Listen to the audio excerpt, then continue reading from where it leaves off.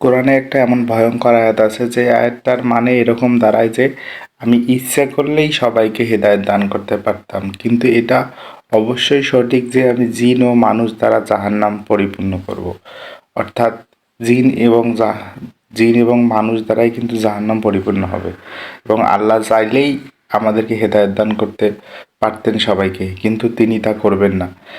এই হেদায়েত পাইতে হলে তো আপনাকে মেহনত করতে হবে। রমজান শেষ হয়ে যাচ্ছে, আমরা রমজানে যেভাবে সবাই ছিলাম, সব পাপ থেকে দূরে ছিলাম, সব খারাপ কাজ থেকে দূরে ছিলাম, সব ধরনের গুনাহ থেকে দূরে ছিলাম, নেকির পথে ছিলাম, দিনের পথে ছিলাম, আমরা সবাই এই দিনের পথে থাকার চেষ্টা করব এবং হেদায়েত খোঁজার চেষ্টা করব। চেষ্টা করলেই আল্লাহ অবশ্যই হেদায়েত দেবে। সুতরাং আমরা সবাই হেদায়েতের পথে থাকার চেষ্টা করব এবং এই রমজান যেভাবে চলছি সারাটা বছর এভাবে চলার চেষ্টা করব।